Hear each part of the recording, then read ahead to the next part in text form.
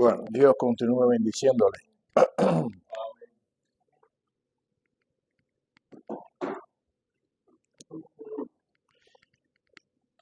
Déjeme decirle algo del libro de los Hechos. Dimos la parte doctrinal más importante del libro de los Hechos.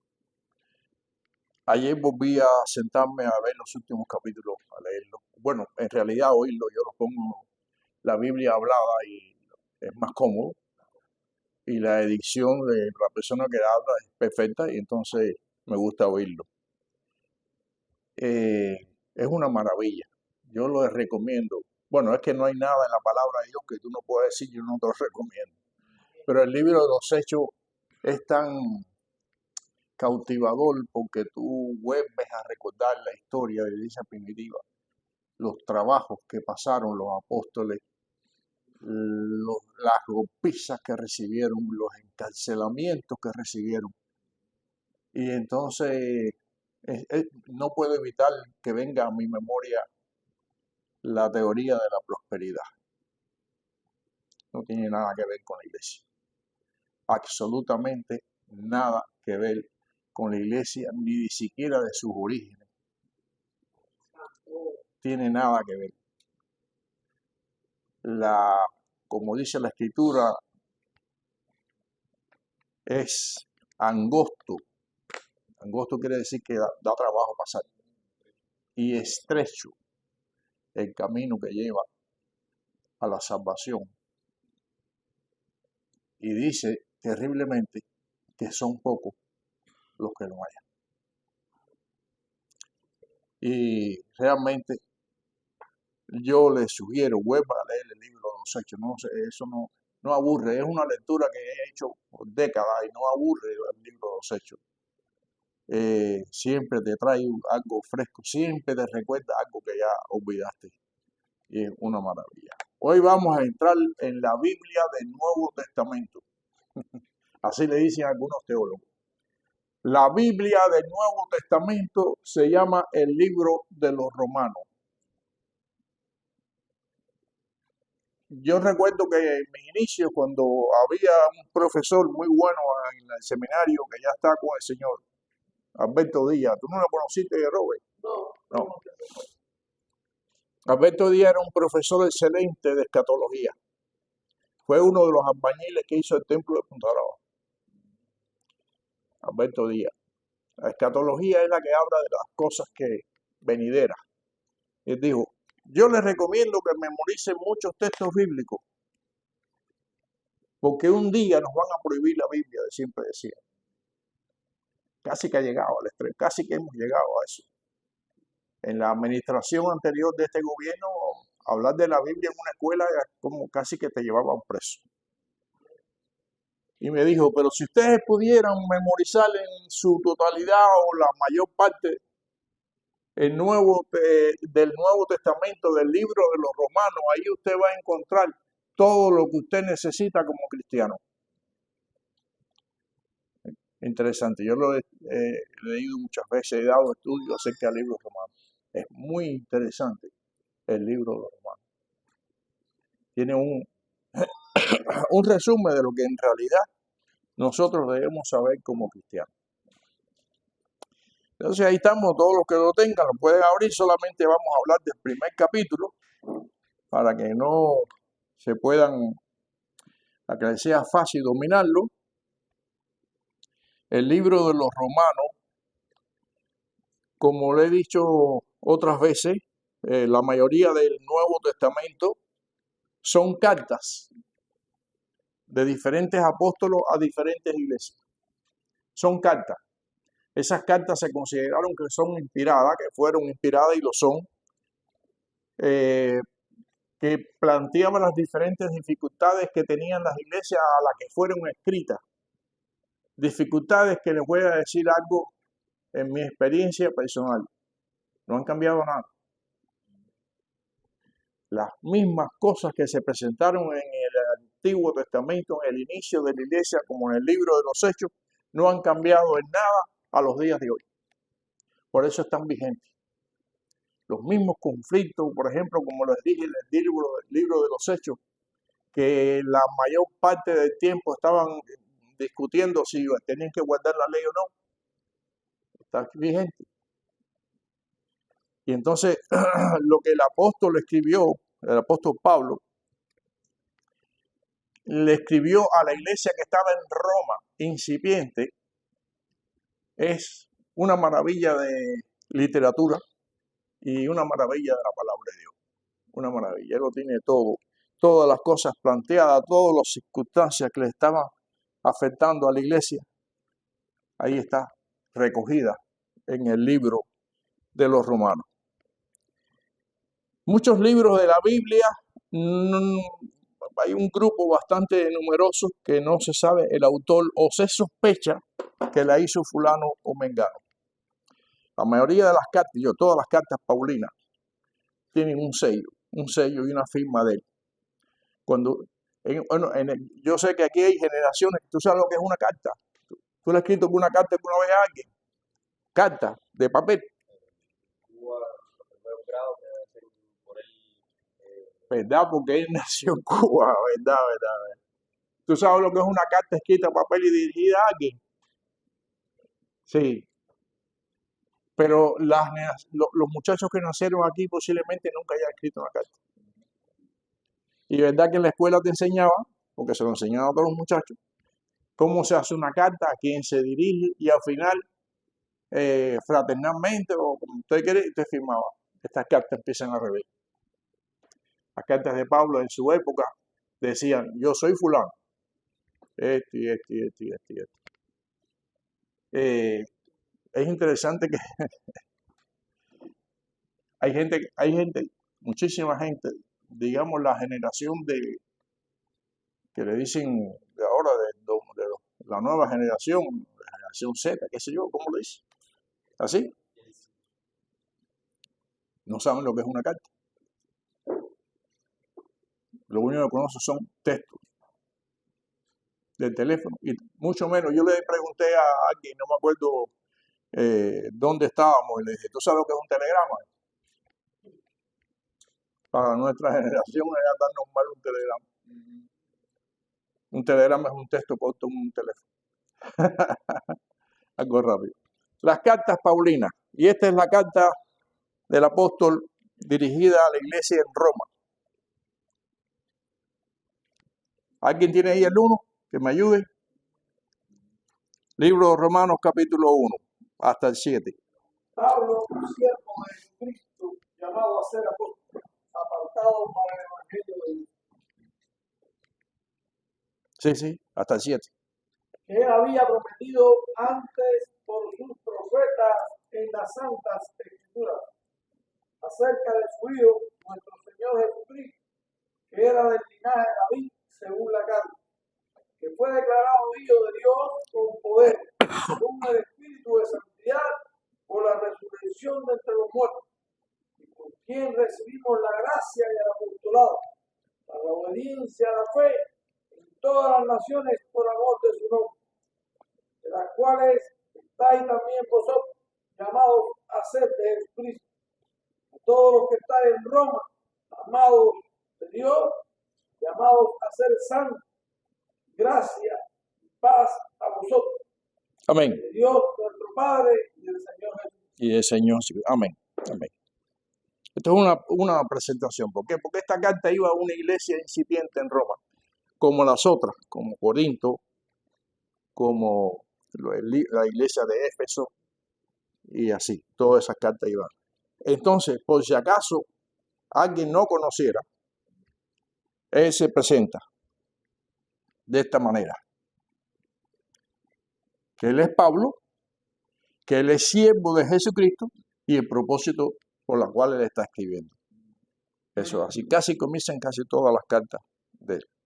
En los siguientes versículos, del 8 al 15, él está diciendo su propósito de conocer, de visitar Roma para conocer la iglesia.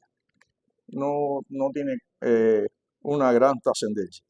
Pero hay dos versículos aquí, 16 y 17, que son un sello para cualquier cristiano. Son un sello. son una marca de oro. No sé, algo que todos deberíamos aprendernos. Ahí está. Estos son versículos poderosos. A mí me sirvieron mucho en mi inicio. No sé si yo les he contado que yo conocí el Evangelio siendo recluta de servicio militar obligado.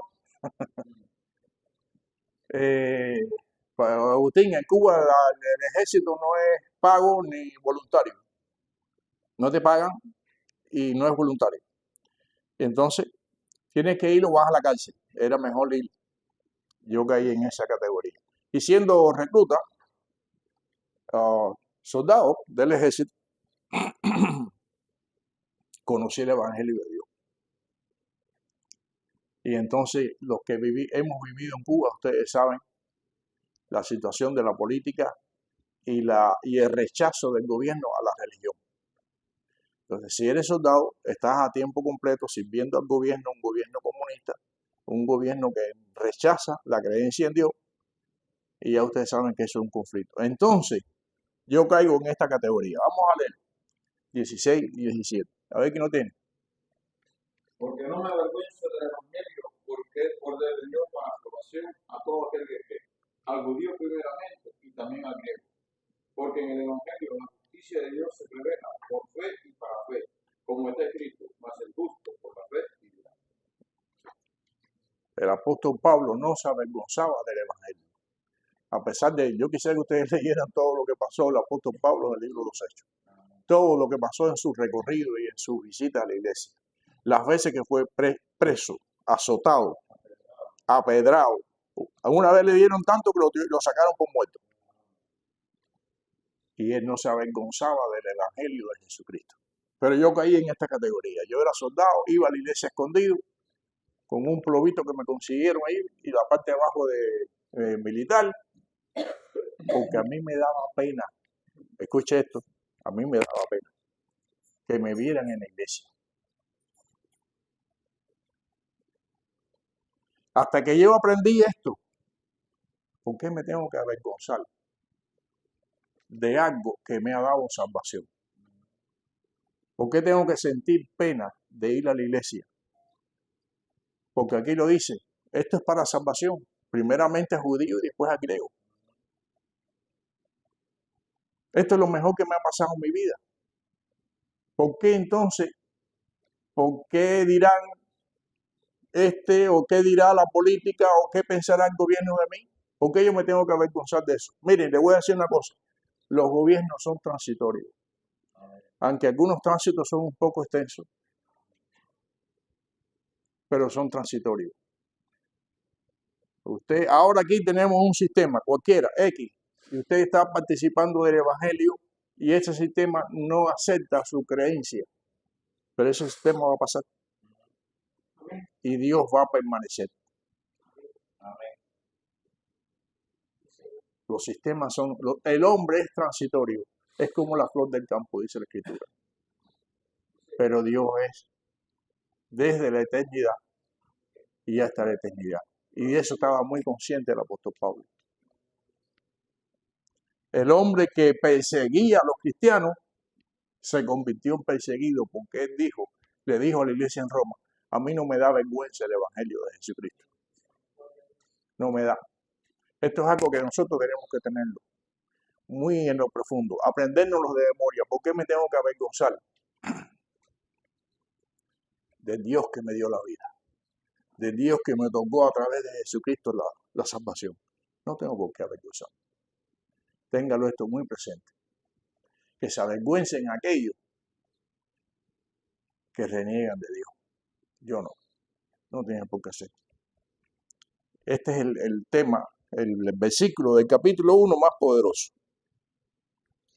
Y entonces ahora el tema central del primer capítulo se llama así: la culpabilidad del hombre. Ahí usted va a encontrar por qué el hombre es culpable.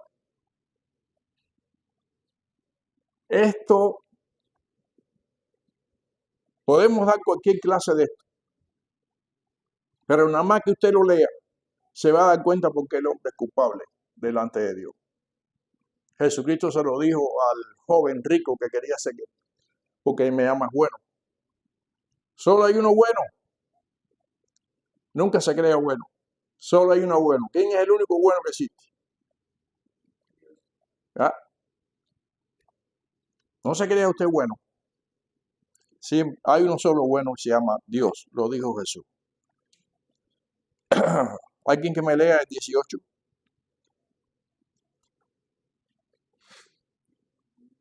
Es la conformidad del hombre, ¿no? Sí, ajá. Porque la ira de Dios se revela desde el cielo contra toda impiedad en justicia de los hombres que tienen con justicia la verdad. Porque lo que Dios se conoce, le es manifiesto, pues Dios se lo manifestó. Sí, Ya hasta el 20, sí, hasta el 20. también. Porque las cosas invisibles de él son el poder y deidad, y se hacen claramente visibles de la creación del mundo, siendo entendidas por medio de las cosas hechas, de modo que no tiene cosa. Ahí vamos, ahí vamos. Esto es un solo capítulo, pero tiene tantas cosas que discutir que no podemos darla en una sola clase. Dice que la ira de Dios se revela desde los cielos por la impiedad de los seres humanos. Dios siente que esto acá abajo estaba tan malo en aquella época, pero ahora no, ahora ha mejorado muchísimo. Por la injusticia de los hombres que detienen la verdad. Miren, desde un principio, esto es un tema del Edén. Esto es un tema del Edén. Eso se lo he explicado y le hemos hablado muchísimas veces hasta la saciedad. Dios establece una ley y atrás viene el enemigo. Eso no es así como lo está diciendo Dios. Miren, eso es actual. Le estoy diciendo que eso es ahora. Lo fue en el Edén. Sí, sí. Sí, sí, sí. Hay fronteras, dice Dios que hay fronteras y son la para todos.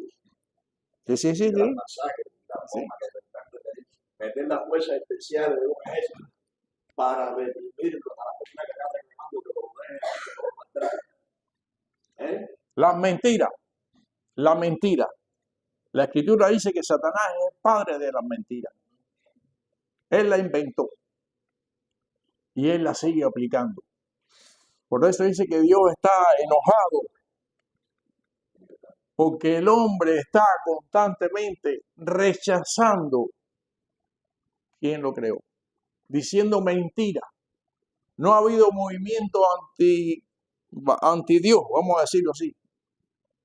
No solamente anticristiano, lo hay. No ha habido movimiento tan rebelde contra de Dios como el del siglo pasado y el de ahora. No lo ha habido nunca. En la época moderna, en la época que vive, siglo XX, siglo XXI. Quizás lo existía antes. De hecho, creo que sí lo existía, pero se lo callaban.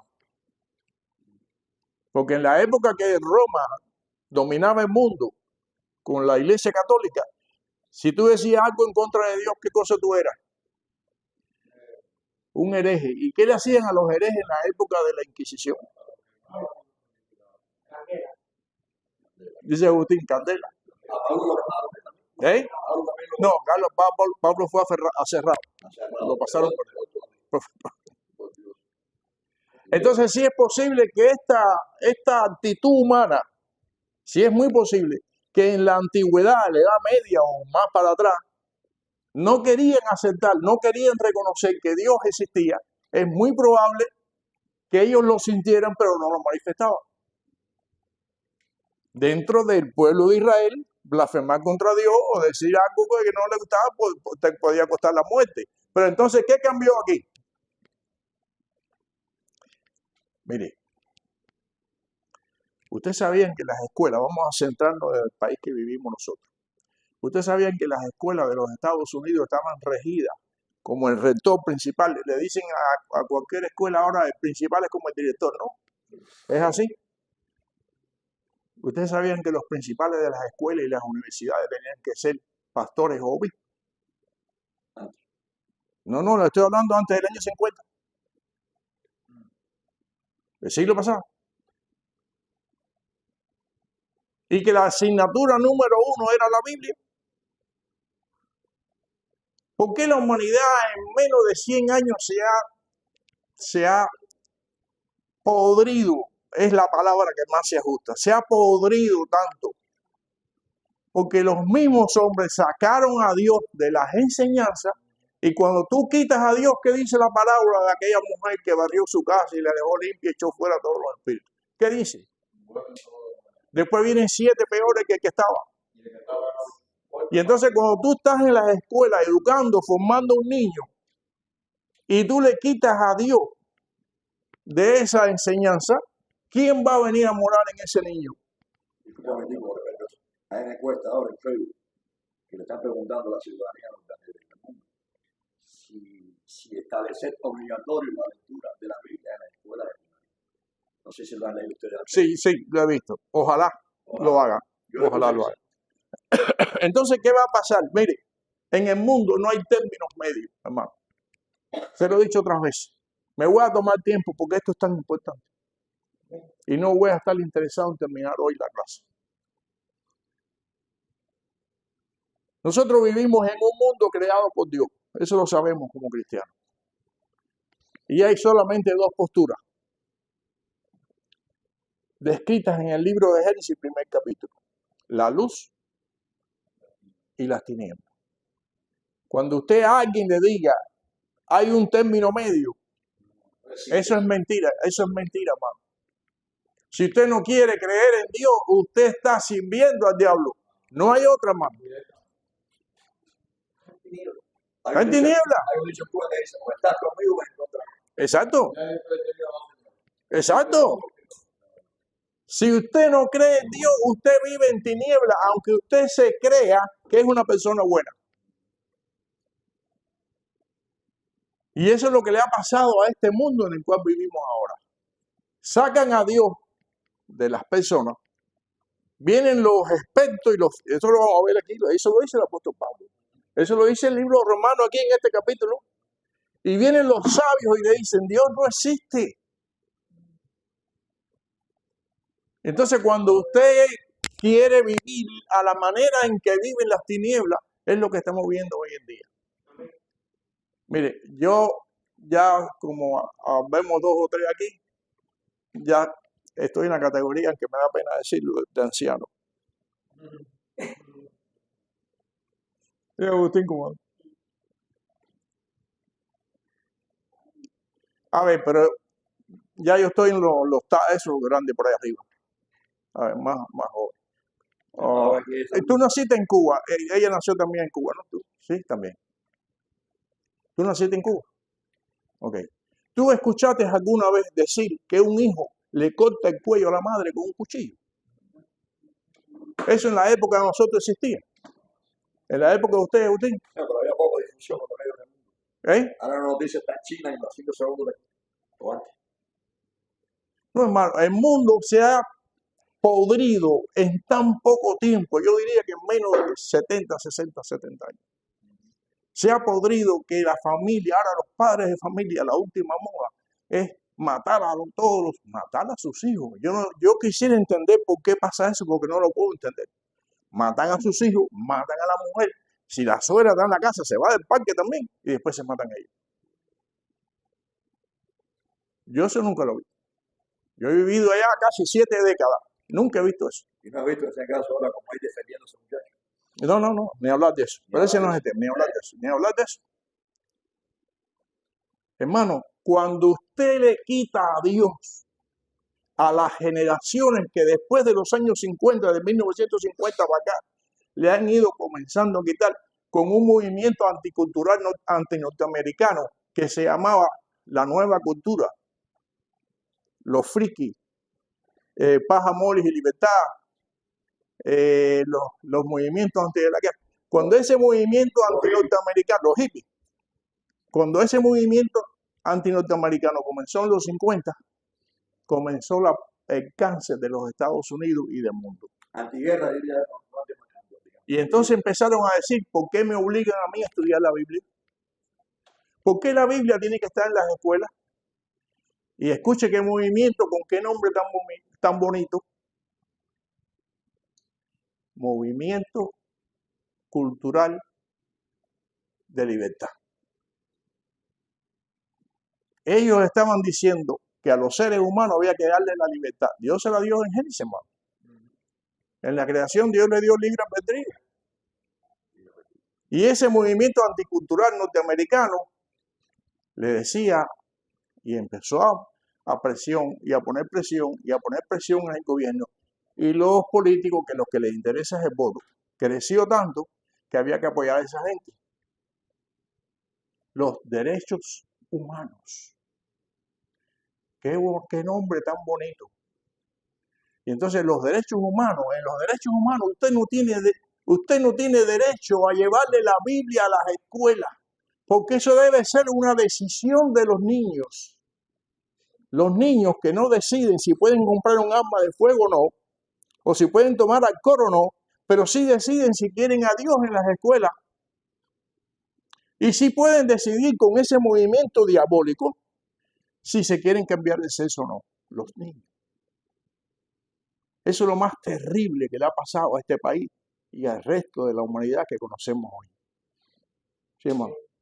El otro día llamamos yo y Norte a un teléfono para un trabajo que hay que atender a los niños que no tienen padres. Y la señora que nos atendió por teléfono, empezamos a hablar con ella, le preguntó cuál es el trabajo que es cuidar niños que no tienen padres. Como lo que tuvo que prepararlo para integrar la sociedad. Y nos dijo, el único requisito que hay es que no se le puede hablar nada de los niños. En esa organización. Sí. Aquí, que tú vas a cuidar a un niño que está botado en la calle y tú no puedes cogerlo y enseñarle nada de los niños. ¿Y qué patrocina ese Estado? Sí, no te va a ir. Pero eso no te asombra, hermano. Ese movimiento empezó en la mitad del siglo pasado. El movimiento de los derechos humanos y las libertades. ¿Por qué yo tengo que hablarte de la Biblia a ti si tú no quieres? Pero como un niño que se le prohíbe, por ejemplo, hasta los 18 años, comprar alcohol o comprar armas. ¿Y por qué se lo prohíben? Porque ellos dicen que antes de los 18 años ningún niño tiene la capacidad de decidir lo bueno y lo malo. Entonces, ¿cómo sí tienen capacidad para decidir si quieren leer Biblia o no? ¿Cómo tienen capacidad los niños para decir yo no quiero el sexo con el que yo nací, yo quiero otro sexo? ¿Cómo lo tienen, hermano? Sabiendo los profesores que tienen más complejo. Entonces, ¿qué estamos aquí? Exacto. ¿Qué estamos viendo aquí?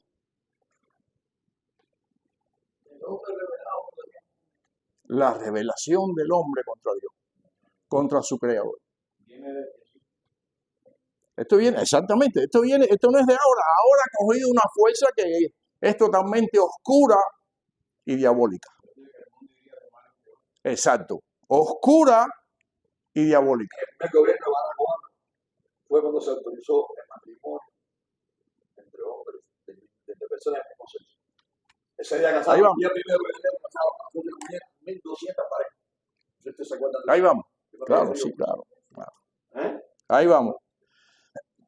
Entonces dice el verso 18 que Dios está muy enojado contra la humanidad por la impiedad y la injusticia de los hombres que detienen la verdad. Porque de lo que es de Dios y lo que se conoce de Él, le son manifiestos. Porque las cosas que no vemos de Dios, a Dios nadie lo ha visto. El que lo vea se muere. ¿Ven? Y Pablo lo vio. Porque las cosas invisibles de Él, su eterno poder y su deidad, se hacen claramente visibles desde la creación del mundo, siendo entendidas por medio de las cosas hechas. ¿Qué está diciendo el apóstol Pablo aquí, hermano? Ellos dicen, no, yo no creo en Dios porque yo nunca lo he visto. Eso es muy común. Yo nunca he visto a Dios. ¿Tú crees que Napoleón existió? ¿Tú lo crees, verdad? ¿Tú estás seguro que Napoleón existió? ¿Y en qué momento tú lo viste? No lo vimos por la historia que está escrita. A ver, hermana, ¿usted cree que Tutankamón existió? Lo voy a llevar más atrás. Tutankamón, ¿usted? Sí, tú ves. Sí. Carlito, ¿Tutankamón existió? Ese fue un egipcio. Uno de los faraones más famosos. Ahora, es que los llevé muy para atrás, porque esos muchachos son jóvenes. Por cierto, discúlpame, en historia sacaron la Newca, sí. ¿La viste? Hitler existió. ¿Tú estás segura? ¿Tú nunca lo viste? ¿Cómo tú estás segura? Bueno, es la respuesta que tenemos que darle a nosotros, a la gente que digan que nunca han visto a Dios. El hecho de que tú no lo hayas visto no quiere decir que no exista.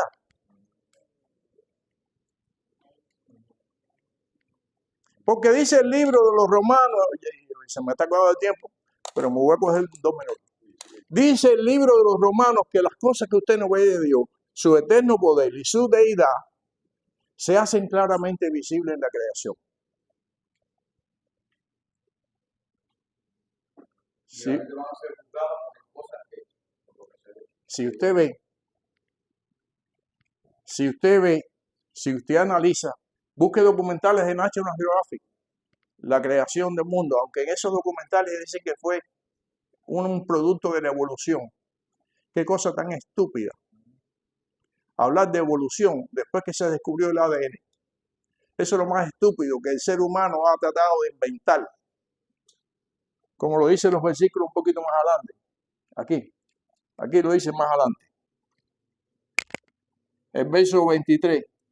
Profesan ser sabios. Ellos profesan ser sabios.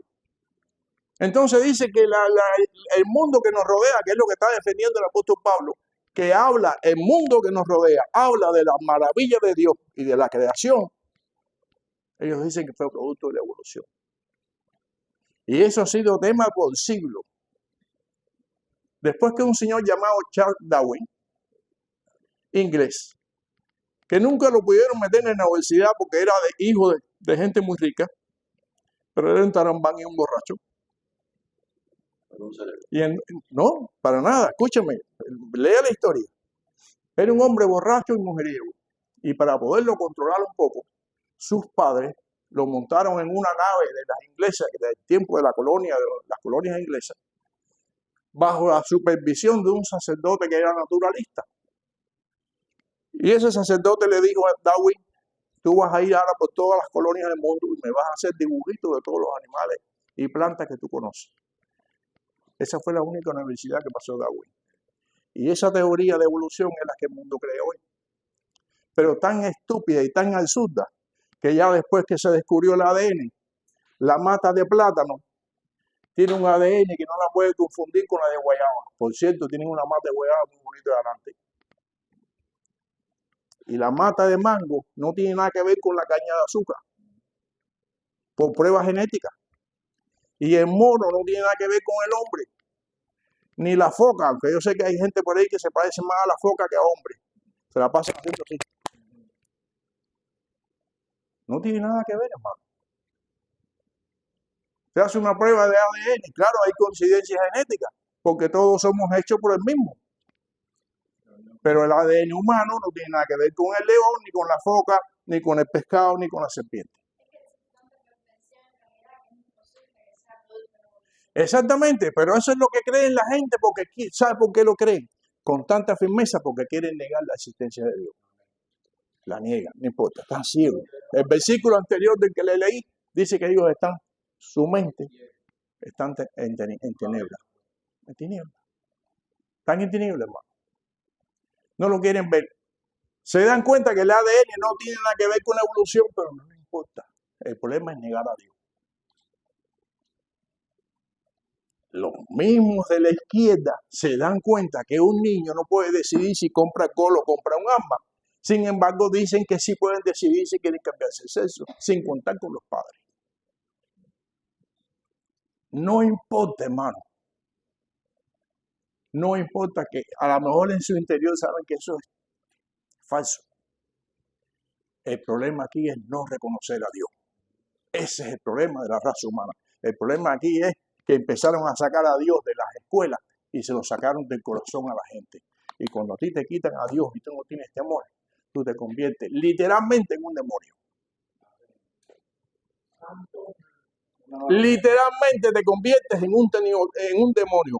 Porque si tú estás en la parte de las tinieblas, que no es la luz de Jesucristo, si estás en tinieblas, obra de las tinieblas estás haciendo.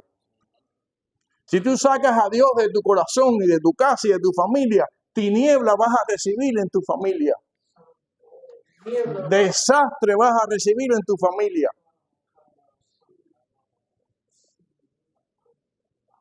Cuando usted quita el manual del que lo creó, usted se va a convertir en cualquier cosa menos un ser humano. No se pierde el próximo capítulo que está mejor que este. ¿Cuántos habitantes hay alrededor de nosotros? ¿Cuántos estamos ya?